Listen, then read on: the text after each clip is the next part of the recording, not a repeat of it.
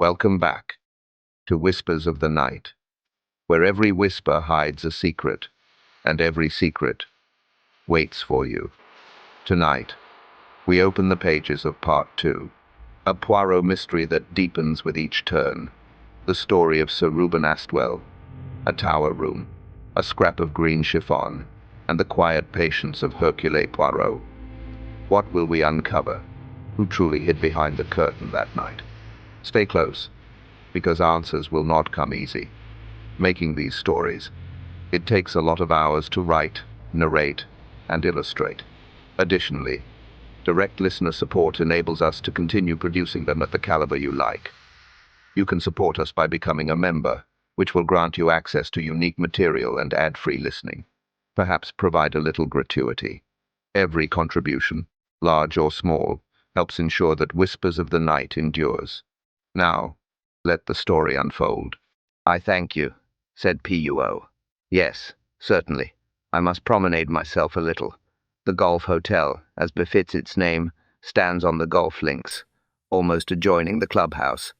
It was to this hostelry that Puo repaired first, in the course of that promenade which he had advertised himself as being about to take. The little man had his own way of doing things.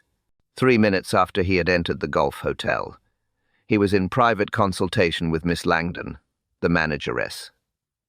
"I regret to incommode you in any way, Marcel," said Pooh.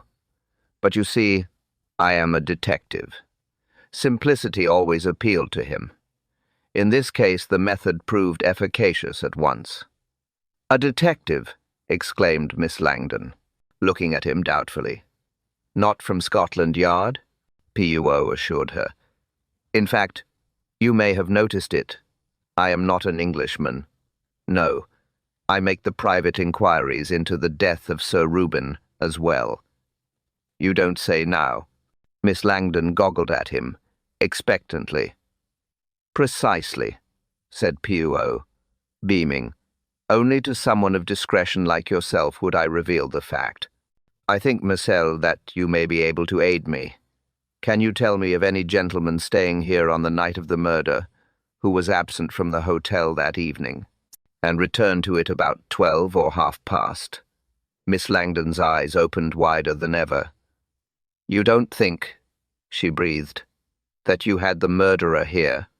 "No, but I have reason to believe that a guest staying here promenaded himself in the direction of Moreau that night, and if so, he may have seen something, which, though conveying no meaning to him, might be very useful to me." The manageress nodded her head, sapient, with an air of one thoroughly well up in the annals of detective logic. "I understand perfectly. Now let me see. Who did we have staying here?" She frowned, evidently running over the names in her mind, helping her memory by occasionally checking them off on her fingertips. "Captain Swan, Mr. Elkins, Major, Blunt, old Mr. Benson. No, really, sir, I don't believe anyone went out that evening." "You would have noticed if they had done so, huh?" "Oh, yes, sir. It's not very usual, you see. I mean, gentlemen go out to dinner and all that, but they don't go out after dinner, because, well, there is nowhere to go, is there? The attractions of Abbott's Cross were golf, and nothing but golf." "That is so," agreed Puo. "Then, as far as you remember, Marcel, nobody from here was out that night?" "Oh, Captain England and his wife went out to dinner." Puo shook his head. "That is not the kind of thing I mean. I will try the other hotel. The Mitre, is it not?" "Oh, the Mitre," said Miss Langdon. "Of course anyone might have gone out walking from there." The disparagement of her tone, though vague, was evident, and Puo beat a tactful retreat. 10 minutes later, he was repeating the scene, this time with Miss Cole, the brusque manageress of the Mitre, a less pretentious hotel, with lower prices, situated close to the station. "There was one gentleman out late that night. Came in about 12:30, as far as I can remember. Quite a habit of his it was. to go out for a walk at that time of the evening. He'd done it once or twice before. Let me see. Now, what was his name? Well, just for the moment, I can't remember it. She pulled a large ledger towards her and began turning over the pages. 19th, 20th, 21st, 22nd. Ah, here we are. Naylor. Captain Humphrey Naylor. He had stayed here before? You knew him well? Once before, said Miss Cole. About a fortnight earlier.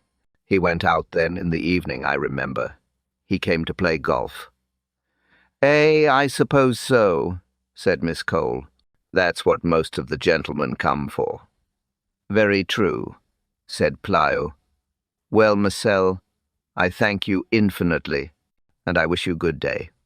He went back to Monrio with a very thoughtful face. Once or twice he drew something from his pocket and looked at it. It must be done, he murmured to himself, and soon, as soon as I can make the opportunity. His first proceeding on re-entering the house was to ask Parsons where Miss Margrave might be found. He was told that she was in the small study, dealing with Lady Estelle's correspondence, and the information seemed to afford Poirot satisfaction. He found the little study without difficulty. Lily Margrave was seated at a desk by the window, writing. But for her, the room was empty. Poirot carefully shut the door behind him and came towards the girl. I may have a little minute of your time, Marcel.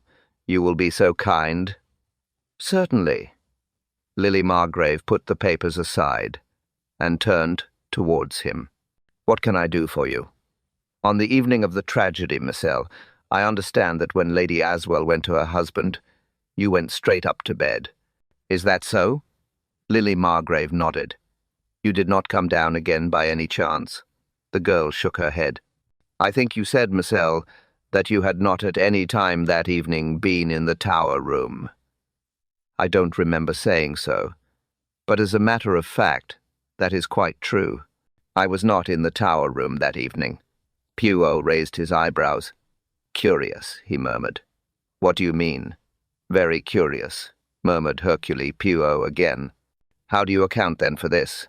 He drew from his pocket a little scrap of stained green chiffon and held it up for the girl's inspection. Her expression did not change, but he felt rather than heard the sharp intake of breath. I don't understand. Miss Poirot, you wore, I understand, a green chiffon dress that evening, Marcel. This, he tapped the scrap in his fingers, was torn from it. And you found it in the tower room? Asked the girl sharply. Whereabouts? Hercule Poirot looked at the ceiling for the moment. Shall we just say, in the tower room? For the first time, a look of fear sprang into the girl's eyes. She began to speak, then checked herself. Poirot watched her small, white hands clenching themselves on the edge of the desk. I wonder if I did go into the tower room that evening, she mused. Before dinner, I mean. I don't think so. I'm almost sure I didn't. If that scrap has been in the tower room all this time, it seems to me a very extraordinary thing the police did not find it right away. The police, said the little man, do not think of things that Hercule Poirot thinks of. I may have run in there for a minute, just before dinner, mused Lily Margrave. Or it may have been the night before. I wore the same dress then. Yes, I'm almost sure it was the night before. I think not, said Poirot evenly. Why, he only shook his head, slowly, from side to side. What do you mean? Whispered the girl. She was leaning forward, staring at him, all the colour ebbing out of her face. You do not notice, Marcel, that this fragment is stained. There is no doubt about it. That stain is human blood. You mean? I mean, Marcel, that you were in the tower room after the crime was committed. Not before. I think you will do well to tell me the whole truth, lest worse should befall you. He stood up now, a stern little figure of a man. His forefinger pointed accusingly at the girl. How did you find out? gasped Lily. No matter, Marcel. I tell you, Hercule knows. I know all about Captain Humphrey Naylor, and that you went down to meet him that night. Lily suddenly put her head down on her arms and burst into tears. Immediately Puo relinquished his accusing attitude. There, my little one, he said, patting the girl on the shoulder. Do not distress yourself. Impossible to deceive Puo. Once realize that, and all your troubles will be at an end. And now you will tell me the whole story, will you not? You will tell old Papa Poirot. It is not what you think. It isn't indeed. Humphrey, my brother, never touched a hair of his head. Your brother? Said Puo. So that is how the land lies. Well, if you wish to save him from suspicion, you must tell me the whole story now, without a reservation. Lily sat up again, pushing back the hair from her forehead. After a minute or two, she began to speak, in a low, clear voice. I will tell you the truth, Miss Puo. I can see now that it would be absurd to do anything else. My real name is Lily Naylor, and Humphrey is my only brother. Some years ago, when he was out in Africa, he discovered a gold mine. Or rather, I should say, the presence of gold. I can't tell you this part of it properly, because I don't understand the technical details. But what it amounted to was this. The thing seemed likely to be a very big undertaking, and Humphrey came home with letters to Sir Reuben Astwell, in the hopes of getting him interested in the matter. I don't understand the rights of it even now, but I gather that Sir Reuben sent out an expert to report, and that he subsequently told my brother that the expert's report was unfavorable, and that he, Humphrey, had made a great mistake. My brother went back to Africa, on an expedition into the interior, and was lost sight of. It was assumed that he and the expedition had perished. It was soon after that a company was formed to exploit the Mapala goldfields. When my brother got back to England, he at once jumped to the conclusion that these goldfields were identical with those he had discovered. Sir Reuben Astwell had apparently nothing to do with this company, and they had seemingly discovered the place on their own. But my brother was not satisfied. He was convinced that Sir Reuben had deliberately swindled him. He became more and more violent, and unhappy about the matter. We two were alone in the world, Monsieur Puo, and as it was necessary then for me to go out and earn my own living, I conceived the idea of taking a post in this household, and trying to find out if any connection existed between Sir Reuben and the Mapala goldfields. For obvious reasons, I concealed my real name, and I'll admit frankly that I used a forged reference. There were many applicants for the post, most of them with better qualifications than mine. So well, Puo, I wrote a beautiful letter from the Duchess of Perthshire, who I knew had gone to America. I thought a duchess would have a great effect upon Lady Astwell, and I was quite right. She engaged me on the spot. Since then, I have been that hateful thing, a spy. And until lately, with no success. Sir Reuben is not a man to give away his business secrets. But when Victor Astwell came back from Africa, he was less guarded in his talk, and I began to believe that, after all, Humphrey had not been mistaken. My brother came down here about a fortnight before the murder, and I crept out of the house to meet him secretly at night. I told him the things Victor Astwell had said, and he became very excited, and assured me I was definitely on the right track. But after that, things began to go wrong. Someone must have seen me stealing out of the house, and reported the matter to Sir Reuben.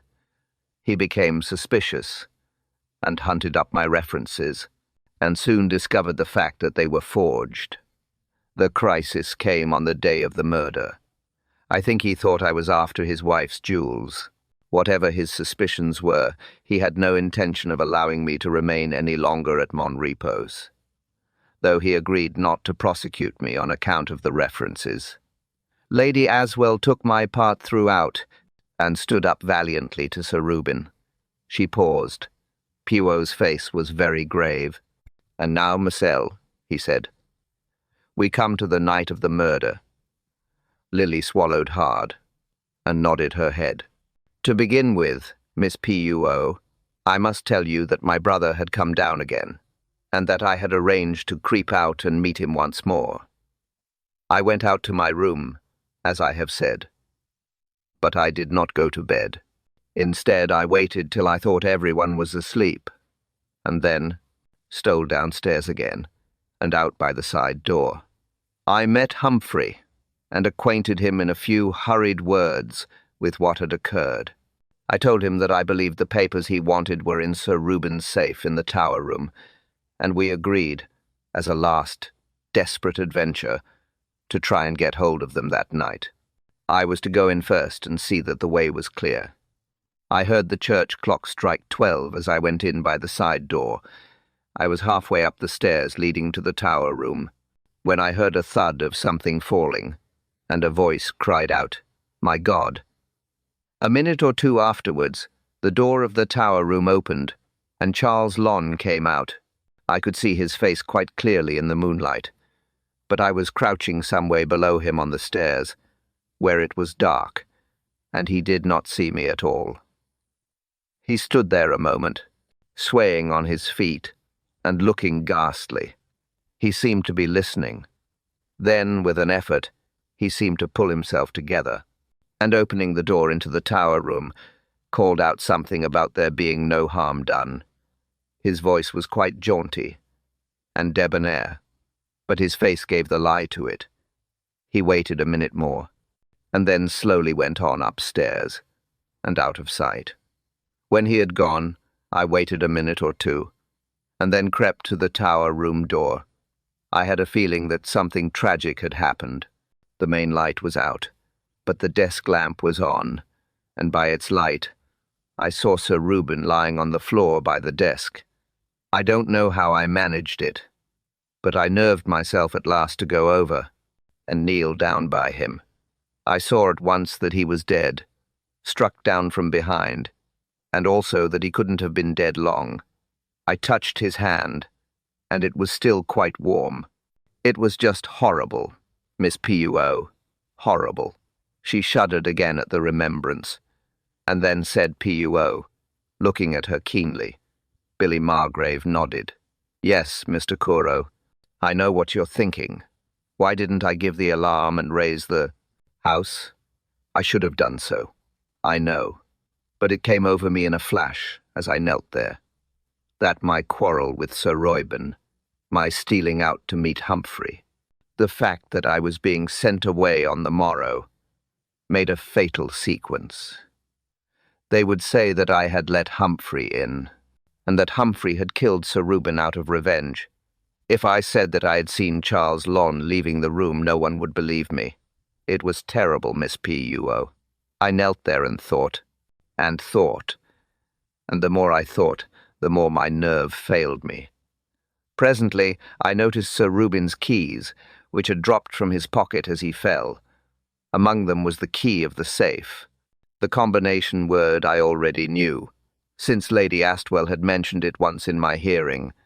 I went over to that safe, Miss Poirot, unlocked it, and rummaged through the papers I found there. In the end, I found what I was looking for. Humphrey had been perfectly right. Sir Reuben was behind the Mapala goldfields, and he had deliberately swindled Humphrey. That made it all the worse. It gave a perfectly definite motive for Humphrey having committed the crime. I put the papers back in the safe, left the key in the door of it, and went straight upstairs to my room.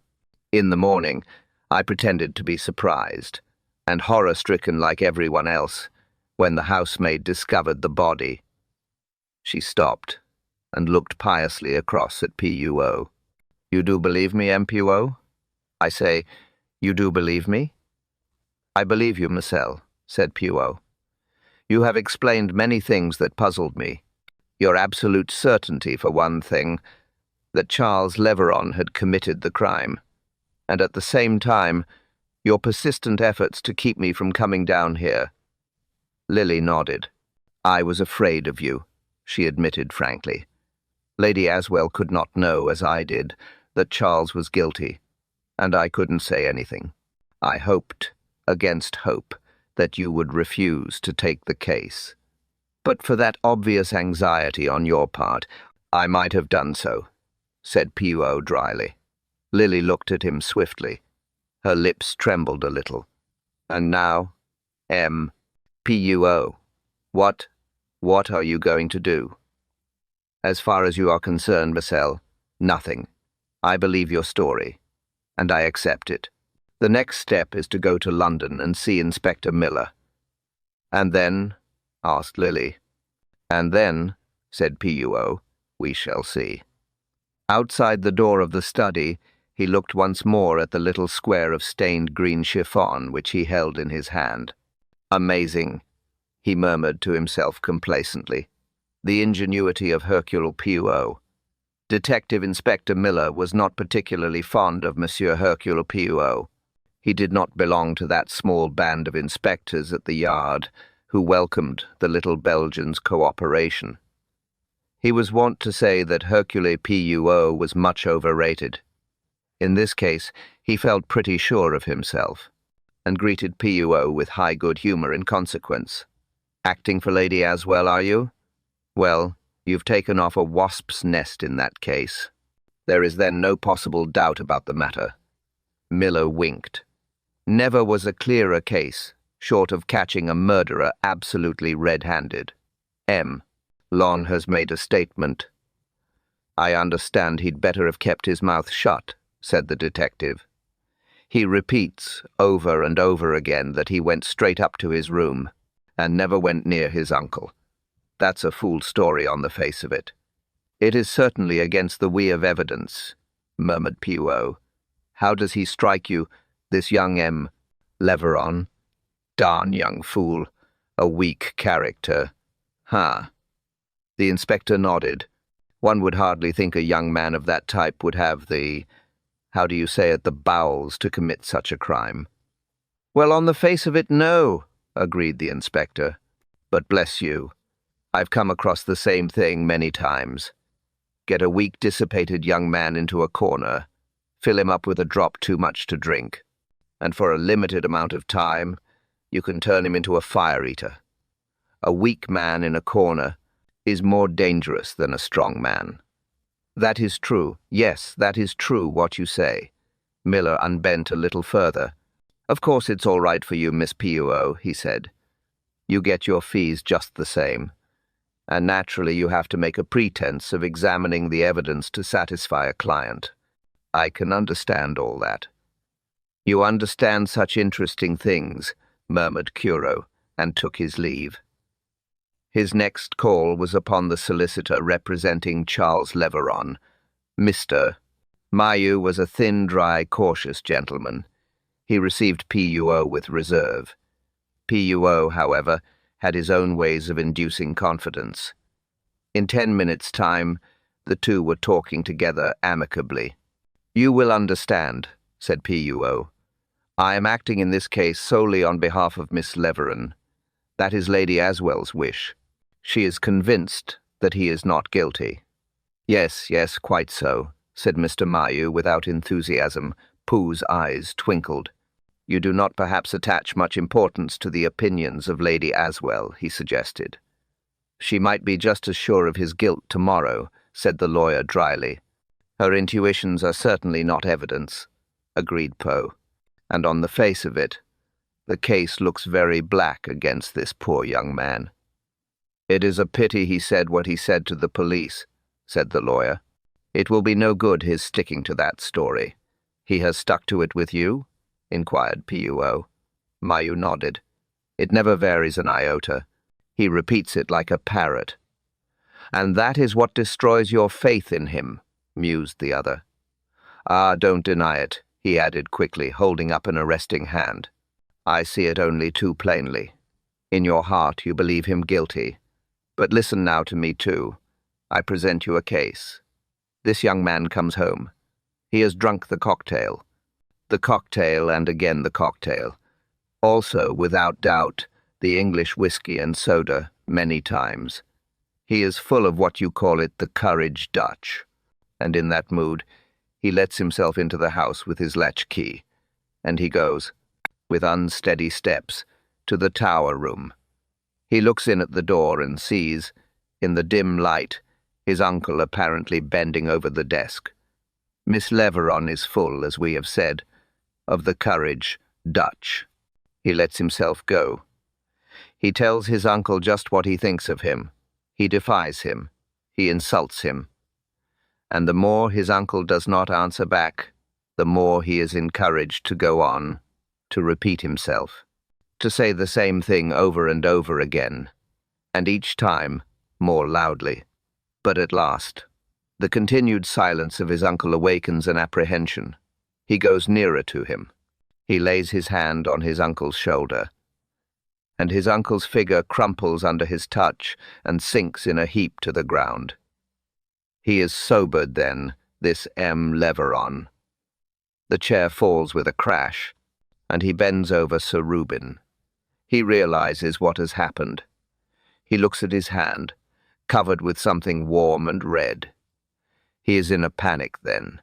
He would give anything on earth to recall the cry which has just sprung from his lips, echoing through the house. Mechanically, he picks up the chair. Then he hastens out through the door and listens. He fancies he hears a sound, and immediately, automatically, he pretends to be speaking to his uncle through the open door. The sound is not repeated. He is convinced he has been mistaken in thinking he heard one. Now all is silence. He creeps up to his room, and at once it occurs to him how much better it will be if he pretends never to have been near his uncle that night. So he tells his story. Parsons, at that time, remember, has said nothing of what he had heard. When he does so, it is too late for Mr. Leveron to change. He is stupid, and he is obstinate. He sticks to his story. Tell me, Moore, is that not possible? Yes, said the lawyer. I suppose in the way you put it, that is possible. Quo got to his feet. You have the privilege of seeing Monsieur Lon, he said. Put to him the story I have told you, and ask him if it is not true. Outside the lawyer's office, Quo hailed a taxi. 348 Harley Street, he murmured to the driver. Poirot's departure for London had taken Lady Astwell by surprise, for the little man had not made any mention of what he proposed doing. On his return, after an absence of 24 hours, he was informed by Parsons that Lady Astwell would like to see him as soon as possible. Quo found the lady in her own boudoir. She was lying down on the divan, her head propped up by cushions, and she looked startlingly ill and haggard, far more so than she had done on the day Poirot arrived. So you have come back, Monsieur Poirot. I have returned, madame. You went to London? Poirot nodded. You didn't tell me you were going, said Lady Astwell sharply. 1,000 apologies, madame. I am in error. I should have done so. You will do exactly the same, interrupted Lady Astwell with a shrewd touch of humour. Do things first and tell people afterwards. That is your motto. Right enough. Perhaps it has also been Madame's motto. His eyes twinkled. Now and then, perhaps, admitted the other. What did you go up to London for, Mr. Poirot? You can tell me now, I suppose. I had an interview with the good Inspector Miller, and also with the excellent M. Mayu. Lady Astwell's eyes searched his face. Then do you think now? She said slowly. Poirot's eyes were fixed on her steadily. That there is a possibility of Charles Lon's innocence, he said gravely. Ah. Lady Astwell half sprung up, sending 2 cushions rolling to the ground. I was right then. I was right. I said a possibility, madame. That is all. Something in his tone seemed to strike her. She raised herself on one elbow and regarded him piercingly. Can I do anything? She asked. Yes. He nodded his head. You can tell me, Lady Astwell, why you suspect Owen Trews. I have told you I know. That's all. Unfortunately, that is not enough, said Pooh dryly. Cast your mind back to the fatal evening. Remember each detail, each tiny happening. What did you notice or observe about the secretary? I tell you, there must have been something. Lady Astwell shook her head. Hardly noticed him at all that evening, she said, and I certainly was not thinking of him. Your mind was taken up by something else. Yes, with your husband's animus against Miss Lily Margrave. That's right, said Lady Astwell, nodding her head. You seem to know all about it, Monsieur Poirot. Me? I know everything, declared the little man, with an absurdly grandiose air. I am fond of Lydia, Miss Poirot. You have seen that for yourself. Reuben began kicking up a rumpus about some reference or other of hers. Mind you, I don't say she hadn't cheated about it. She had.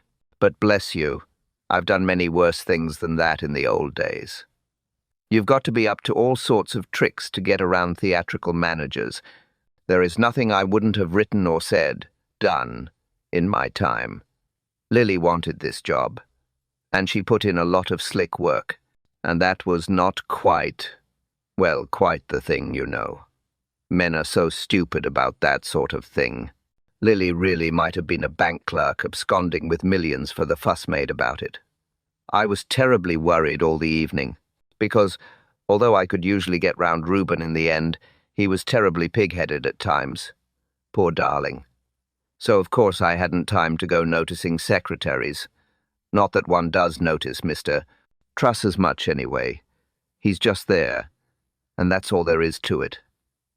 I have noticed that fact about Monsieur Truss, said Poe. He is not their personality that stands forth. That shines, that hits you, crack. No, said Lady Astwell. He's not like Victor. Victor Astwell is, I should say, explosive. That is a splendid word for him, said Lady Astwell. He explodes all over the house like one of those firework things. A somewhat quick temper, I should imagine, suggested Pooh. Oh, he's a perfect devil when roused, said Lady Astwell. But, bless you, I'm not afraid of him.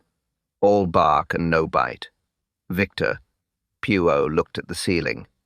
And you can tell me nothing about the secretary that evening, he murmured gently. I tell you, Mr. Poirot, I know. It's intuition. A woman's intuition will not hang a man. Pooh. And what is more to the point, he added, it will not save a man from being hanged. Lady Astwell, if you sincerely believe that Miss Lon is innocent, and that your suspicions of the secretary are well-founded, will you consent to a little experiment? What kind of experiment? Demanded Lady Astwell suspiciously. Will you permit yourself to be put into a condition of hypnosis? Whatever for? Pooh leaned forward. If I were to tell you, madame, that your intuition is based on certain facts recorded subconsciously, you would probably be skeptical. I will only say, then, that this experiment I propose may be of great importance to that unfortunate young man, Charles Leveron. You will not refuse. Well, who is going to put me into a trance? Demanded Lady Astwell suspiciously. You, a friend of mine, Lady Astwell, arrives, if I am not mistaken, at this very minute. I hear the wheels of the car outside. Well, who is he? A Dr. Cazal of Harley Street. Is he all right? Asked Lady Astwell apprehensively. He is not a quack, madame. If that is what you mean, you can trust yourself in his hands quite. Safely well, said Lady Astwell with a sigh. I think it is all bunum, but you can try if you like. Nobody's going to say that I stood in your way. 1,000 thanks, madame. Pooh hurried from the room. In a few minutes he returned, ushering in a cheerful, round-faced little man with spectacles, who was very upsetting to Lady Astwell's conception of what a hypnotist should look like. Poirot introduced them. Well, said Lady Astwell good-humouredly, how do we start this tomfoolery? Quite simple, Lady Astwell. Quite simple, said the little doctor. Just lean back. So, that's right. That's right. No need to be uneasy. I not in the least uneasy, said Lady Astwell. I should like to see anyone hypnotizing me against my will. Dr. Calais smiled broadly. Yes, but if you consent, it won't be against your will it? He said cheerfully. That's right. Turn off that other light, will you, Mr. Poirot? Just let yourself go to sleep, Lady Astwell. He shifted his position a little. It's getting late. You are sleepy. Very sleepy. Your eyelids are heavy. Heavy. They are closing, closing, closing. Soon you will be asleep. His voice droned on, low, soothing, and monotonous. Presently he leaned forward and gently lifted Lady Astwell's right eyelid. Then he turned to Poirot, nodding in a satisfied manner. That's all right, he said in a low voice.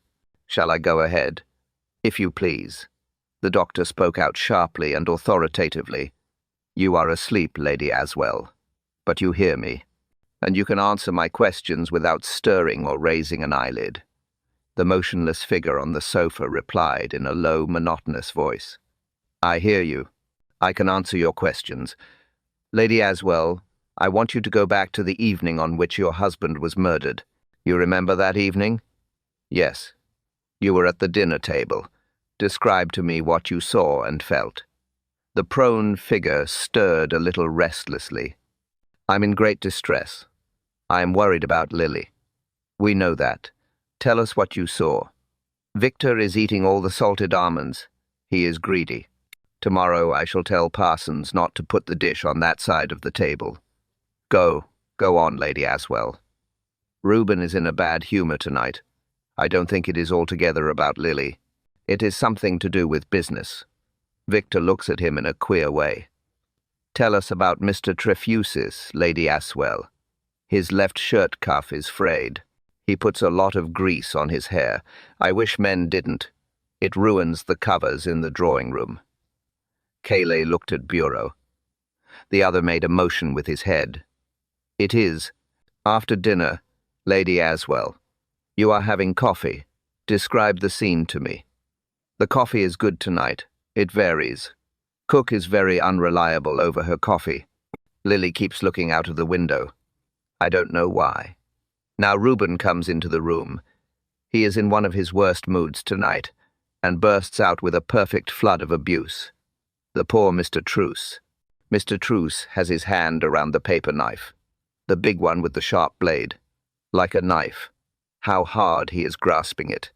His knuckles are quite white. Look, he has dug it so hard in the table that the point snaps.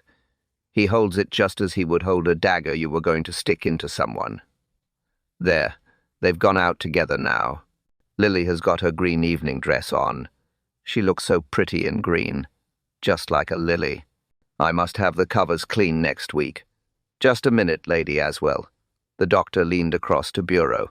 We have got it, I think, he murmured. That action with the paper knife. That's what convinced her that the secretary did the thing. Let us go on to the tower room.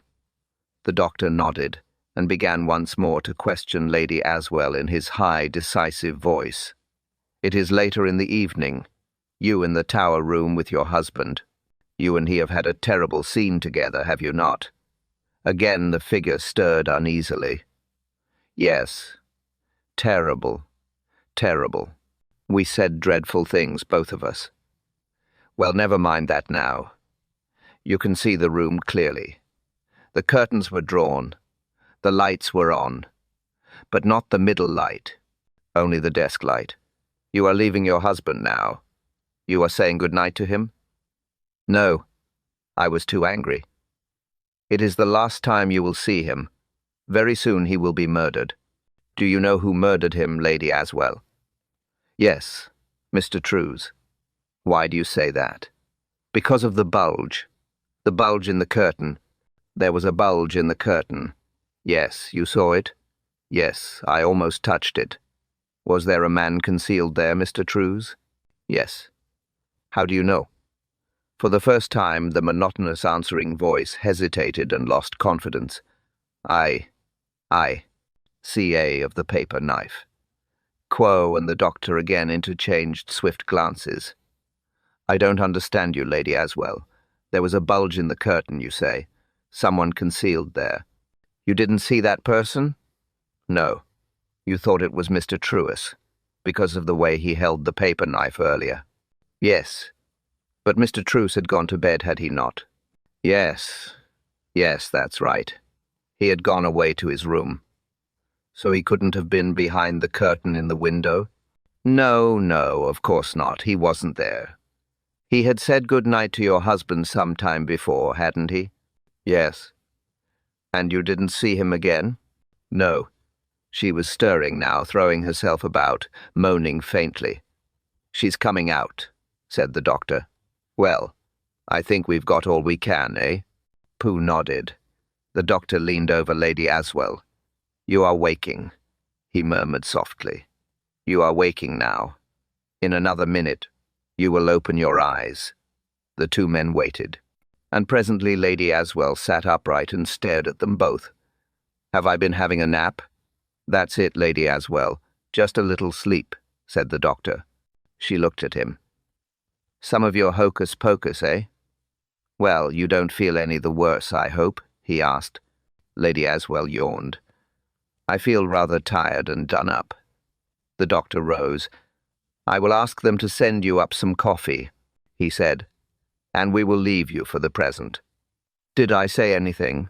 Lady Astwell called after them as they reached the door. Pooh smiled back at her. Nothing of great importance, madam. You informed us that the drawing-room covers needed cleaning. Well, so they do, said Lady Astwell. You need have put me into a trance to get me to tell you that. She laughed good-humouredly. Anything more? Do you remember Monsieur Trues picking up a paper knife in the drawing-room that night? Asked Poirot. I don't know, I'm sure, said Lady Astwell. He may have done so. Does a bulge in the curtain convey anything to you, Lady Astwell? Lady Astwell frowned. I seem to remember, she said slowly. No, it's gone, and yet— Do not distress yourself, Lady Astwell, said Poirot quickly. It is of no importance. Of no importance whatever. The doctor went with Pooh to the latter's room. Well, said Calais, I think this explains things pretty clearly. No doubt, when Sir Reuben was dressing down the secretary, the latter grabbed tight hold on a paper knife, and had to exercise a good deal of self-control to prevent himself answering back. Lady Astwell's conscious mind was wholly taken up with the problem of Lily Margrave, but her subconscious mind noticed and misconstrued the action. It implanted in her the firm conviction that Truus murdered Sir Reuben. Now we come to the bulge in the curtain. That is interesting. I take it, from what you have told me of the tower room, that the desk was right in the window. There are curtains across that window, of course. Yes, mohny black velvet curtains, and there is room in the embrasure of the window for anyone to remain concealed behind them. There would be just room, I think. Then there seems at least a possibility, said the doctor slowly, that someone was concealed in the room.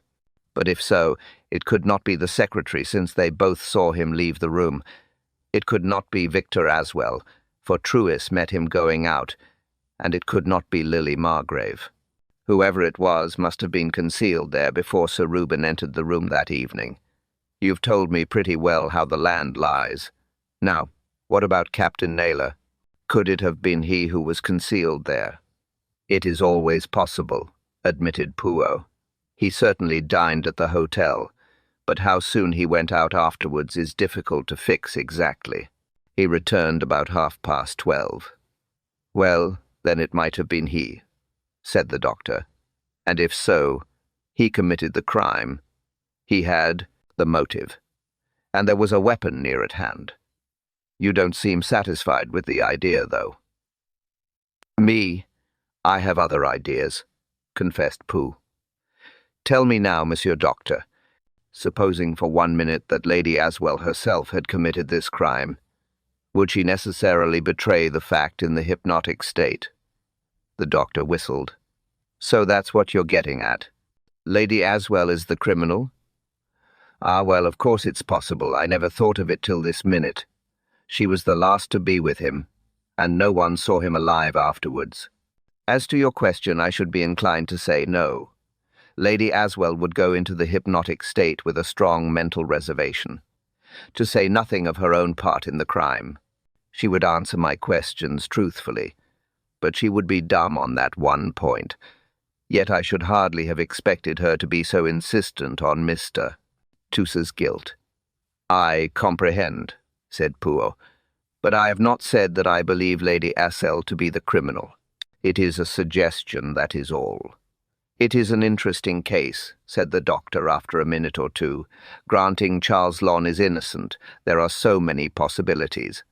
Ray Naylor, Lady Astwell, and even Lily Margrave. There is another you have not mentioned, said Poirot quietly. Victor Astwell. According to his own story, he sat in his room with the door open, waiting for Charles Lon's return, but we have only his words for it. You comprehend? Oh, he's the bad-tempered fellow, isn't he? Asked the doctor. The one you told me about? That is so, agreed Poirot. The doctor rose to his feet. Well, I must be getting back to town. You'll let me know how things shape, won't? After the doctor had left, Quo pulled the bell for George. A cup of tan, George. My nerves are much disturbed. Certainly, sir, said George. I will prepare it immediately. 10 minutes later he brought a steaming cup to his master. Quo inhaled the noxious fumes with pleasure. As he sighed, he soliloquized aloud. The chase is different all over the world. To catch the fox, you ride hard with the dogs. You shout, you run. It is a matter of speed. I have not shot the stag myself, but I understand that to do so you crawl for many long, long hours upon your stomach. My friend Hastings has recounted the affair to me. Our method here, my good George, must be neither of these. Let us reflect upon the household cat. For many long, weary hours he watches the mouse hole. He makes no movement. He betrays no energy. But he does not go away. He sighed and put the empty cup down on its saucer. I told you to pack for a few days. Tomorrow, my good George, you will go to London and bring down what is necessary for a fortnight. Very good, sir, said George. As usual, he displayed no emotion. The apparently permanent presence of Hercule Poirot at Monrio was disquieting to many people. Victor Astwell remonstrated with his sister-in-law about it. It's all very well, Nancy. You don't know what fellows of that kind are like. He's found jolly comfortable quarters here, and is evidently going to settle down comfortably for about a month, charging you several guineas a day all the while. Lady Estelle's reply was to the effect that she could manage her own affairs without interference. Lily Margrave tried earnestly to conceal her perturbation. At the time she had felt sure that Poirot believed her story. Now she was not so certain. Poirot did not play an entirely quiescent game. On the 5th day of his sojourn, he brought down a small photograph album to dinner. As a method of getting the thumbprints of the household, it seemed a rather clumsy device, yet not perhaps so clumsy as it seemed, since no one could afford to refuse their thumbprints. Only after the little man had retired to bed did Victor Astwell state his views. You see what it means, Nancy. He's out after one of us. Oh, don't be absurd, Victor. Well, what other meaning could that blinking little book of his have? Miss, Poirot knows what he is doing, said Lady Astwell complacently, and looked with some meaning at Owen. On another occasion, Poirot introduced the game of tracing footprints on a sheet of paper.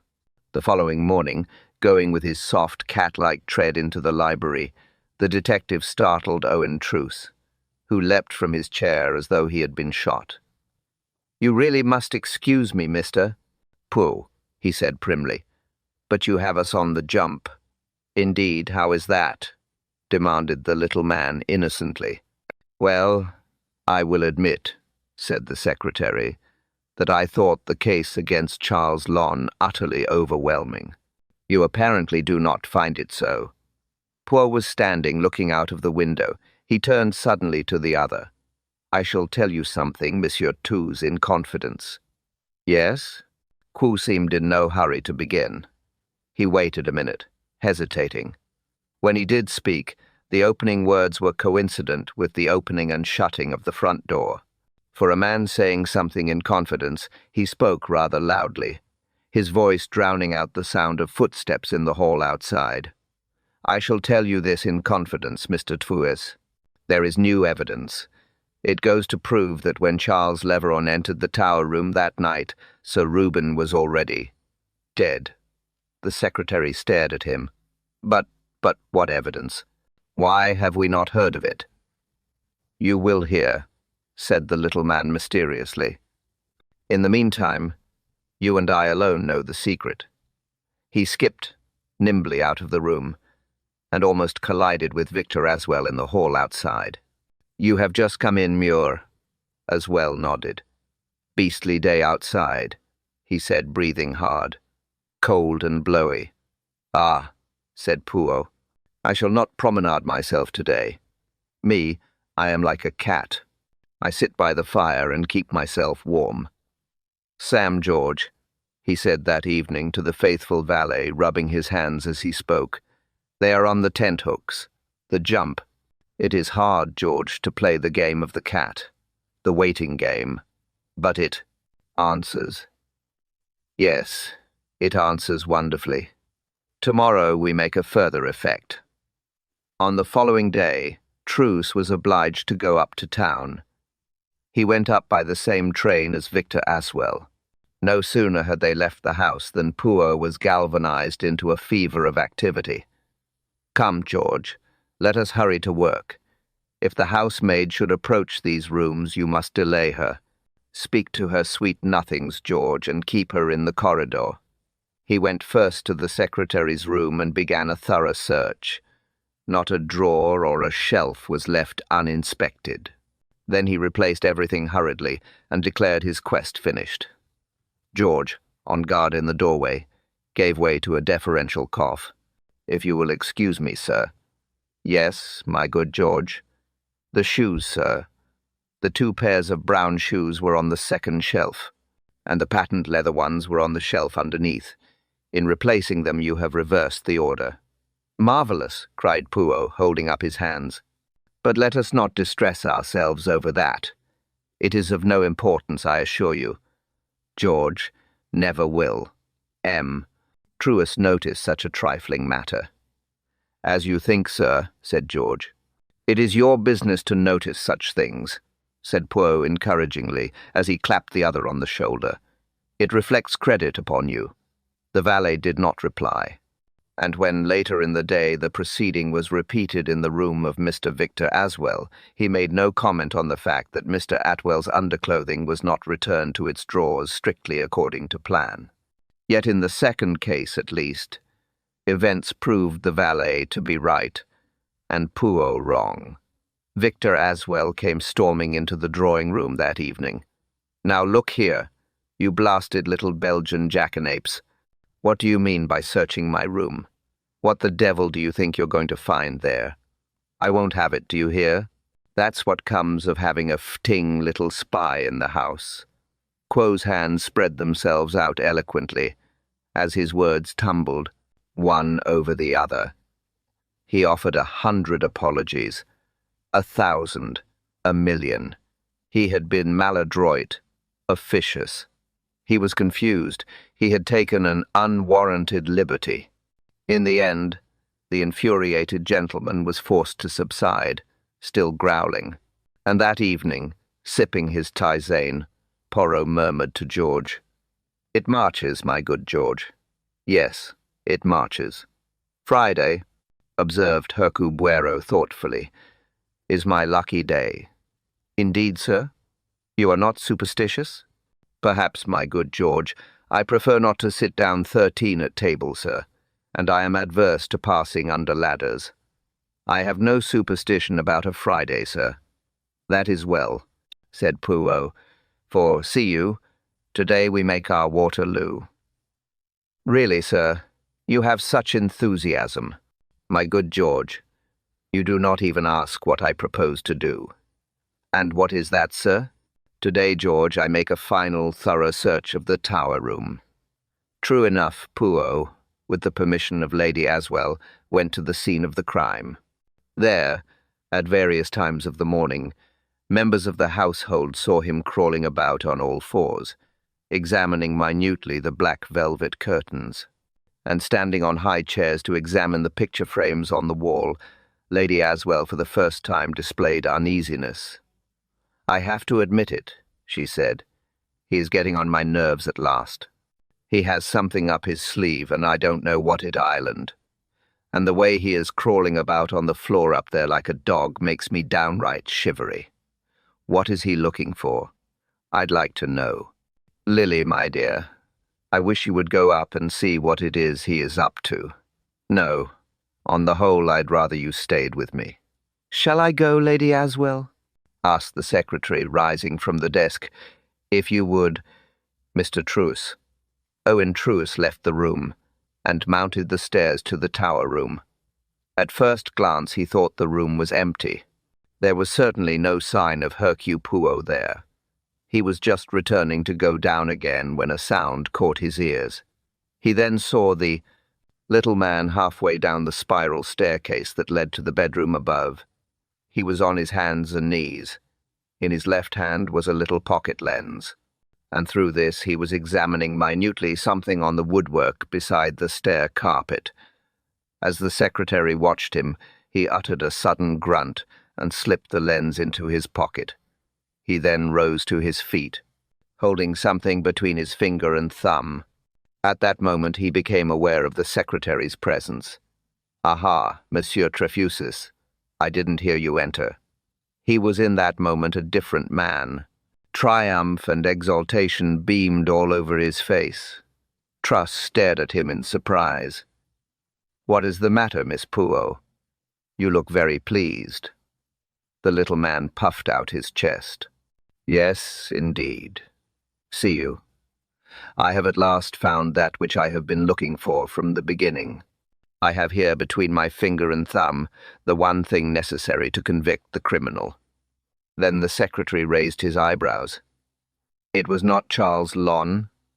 "It was not Charles Lon," said Poe. "Until this moment, though I know the criminal, I am not sure of his name. But at last all is clear." He stepped down the stairs and tapped the secretary on the shoulder. "I'm obliged to go to London immediately. Speak to Lady Astwell for me, will you? Request of her that everyone should be assembled in the tower room this evening at 9. I shall be there then, and I shall reveal the truth. Ah me, but I am well content." And breaking into a fantastic little dance, he skipped from the tower room. Truce was left staring after him. A few minutes later, Quo appeared in the library, demanding if anyone could supply him with a little cardboard box. "Unfortunately, I have not such a thing with me," he explained. "And there is something of great value that it is necessary for me to put inside." From one of the drawers in the desk, Trefusis produced a small box, and Poirot professed himself highly delighted with it. He hurried upstairs with his treasure trove. Meeting George on the landing, he handed the box to him. "There is something of great importance inside," he explained. "Place it, my good George, in the second drawer of my dressing table, beside the jewel case that contains my pearl studs." "Very good, sir," said George. "Do not break it," said Poirot. "Be very careful. Inside that box is something that will hang a criminal." "You don't say, sir," said George. Pooh hurried down the stairs again, and seizing his hat, departed from the house at a brisk run. His return was more unostentatious. The faithful George, according to orders, admitted him by the side door. "They are all in the tower room?" inquired Poirot. "Yes, sir." There was a murmured interchange of a few words, and then Poirot mounted, with the triumphant step of the victor, to that room where the murder had taken place less than a month ago. His eyes swept around the room. They were all there. Lady Astwell, Victor Astwell, Lily Margrave, Truce, and Parsons the butler. The latter was hovering by the door uncertainly. "George, sir, said I should be needed here," said Parsons as Poirot made his appearance. "I don't know if that is right, sir." "Quite right," said Poirot. "Remain, I pray of you." He advanced to the middle of the room. "This has been a case of great interest," he said in a slow, reflective voice. "It is interesting, because anyone might have murdered Sir Reuben Astwell, who inherits his money, Charles Lon, and Lady Astwell, who was with him last that night, Lady Astwell, who quarrelled with him violently. Again Lady Astwell. "What are you talking about?" cried Lady Astwell. "I don't understand. But someone else quarrelled with Sir Reuben," continued Pooh in a pensive voice. "Someone else left him that night white with rage. Supposing Lady Astwell left her husband alive at 11:45 that night. There would be 10 minutes before Mr. Charles Ison returned. 10 minutes in which it would be possible for someone from the second floor to steal down and do the deed, and then return to his room again." Victor Astwell sprang up with a cry. "What the hell?" He stopped, choking with rage. "In a rage, Mr. Astwell, you once killed a man in West Africa." "I don't believe it," cried Lily Margrave. She came forward, her hands clenched, 2 bright spots of colour in her cheeks. "I don't believe it," repeated the girl. She came close to Victor Astwell's side. "It's true, Lily," said Astwell. "But there are things this man doesn't know. The fellow I killed was a witch doctor who had just massacred 15 children. I considered that I was justified." Lily came up to Poirot. "Monsieur Poirot," she said earnestly, "you are wrong, because a man has a sharp temper, because he breaks out and says all kinds of things. That is not any reason why he should do a murder. I know. I tell you that Mr. Astwell is incapable of such a thing." Pooh looked at her, a very curious smile on his face. Then he took her hand in his and patted it gently. "You see, Marcel," he said gently, "you also have your intuitions, so you believe Mr. Astwell, do you?" Lily spoke quietly. "Mr. Astwell is a good man," she said, "and he is honest. He had nothing to do with the inside work of the Mappala goldfields. He is good through and through, and I have promised to marry him." Victor Astwell came to her side and took her other hand. "Before God, Monsieur Poirot," he said, "I didn't kill my brother." "I know you did not," said Poirot. His eyes swept around the room. "Listen, my friends. In a hypnotic trance, Lady Astwell mentioned having seen a bulge in the curtain that night." Everyone's eyes swept to the window. "Well, you mean there was a burglar concealed there?" exclaimed Victor Astwell. "What a splendid solution." "Ah," said Poirot gently, "but it was not that curtain." He wheeled round and pointed to the curtain that masked the little staircase. "Sir Reuben used the bedroom the night prior to the crime. He breakfasted in bed, and he had Mr. Truus up there to give him instructions. I don't know what it was that Mr. Trefusis left in that bedroom, but there was something. When he said good night to Sir Reuben and Lady Astwell, he remembered this thing and ran up the stairs to fetch it. I don't think either the husband or wife noticed him, for they had already begun a violent discussion.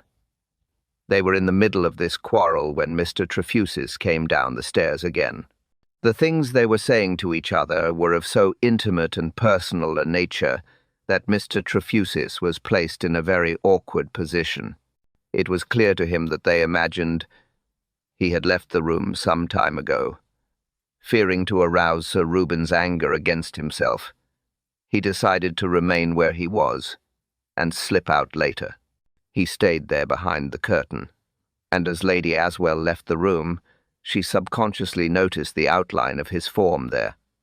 When Lady Astwell had left the room, Trefusis tried to steal out unobserved, but Sir Reuben happened to turn his head and became aware of the secretary's presence.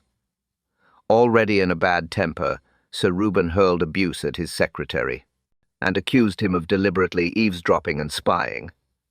"Miss Imam, I am a student of psychology. All through this case I have looked not for the bad-tempered man or woman, for bad temper is its own safety valve. He who can bark does not bite. No, I have looked for the good-tempered man, for the man who is patient and self-controlled, for the man who for 9 years has played the part of the underdog. There is no strain so great as that which has endured for years. There is no resentment like that which accumulates slowly for 9 years. Sir Reuben has bullied and browbeaten his secretary, and for 9 years that man has endured in silence. But there comes a day when at last the strain reaches its breaking point. Something snaps. It was so that night. Sir Reuben sat down at his desk again, but the secretary, instead of turning humbly and meekly to the door, picks up the heavy wooden club and strikes down the man who had bullied him once too often. He turned to Truus, who was staring at him as though turned to stone. It was so simple. "Your alibi, Mr. Astwell, thought you were in your room, but no one saw you go there. You were just stealing out after striking down Sir Reuben. When you heard a sound, and you hastened back to cover behind the curtain. You were behind there when Charles Lon entered the room. You were there when Lily Margrave came. It was not till long after that that you crept up through a silent house to your bedroom. Do you deny it?" Trefusis began to stammer. I never... Let us finish this. For 2 weeks now I have played the comedy. I have showed you the net closing slowly around you, the fingerprints, the footprints, the search of your room with the things artistically replaced. I have struck terror into you with all of this. You have lain awake at night fearing and wondering. Did you leave a fingerprint in the room, or a footprint somewhere? Again and again you have gone over the events of that night, wondering what you have done or left undone. And so I brought you to the state where you made a slip. I saw the fear leap into your eyes today, when I picked up something from the stairs where you had stood hidden that night. Then I made a great parade. The little box, the entrusting of it to George, and the go out. Quo turned towards the door. "George, I am here, sir." The valet came forward. "Will you tell these ladies and gentlemen what my instructions were?" "I was to remain concealed in the wardrobe in your room, sir, having placed the cardboard box where you told me to. At 3:30 this afternoon, sir, Mr. Trews entered the room. He went to the drawer and took out the box in question. And in that box," continued Poirot, "was a common pin. Me, I always speak the truth. I did pick up something on the stairs this morning. That is your English saying, is it not? See a pin and pick it up. All the day you'll have good luck. Me, I have had good luck. I have found the murderer." He turned to the secretary. "You see," he said gently, "you betrayed yourself." Suddenly Truus broke down. He sank into a chair, sobbing, his face buried in his hands. "I was mad," he groaned. "I was mad. But, oh my God." He badgered and bullied me beyond bearing. For years I hated and loathed him. "I knew," cried Lady Astwell. She sprang forward, her face irradiated with savage triumph. "I knew that had done it." She stood there, savage and triumphant. "And you were right," said Poe. "One may call things by different names, but the fact remains. Your intuition, Lady Astwell, proved correct. I felicitate you.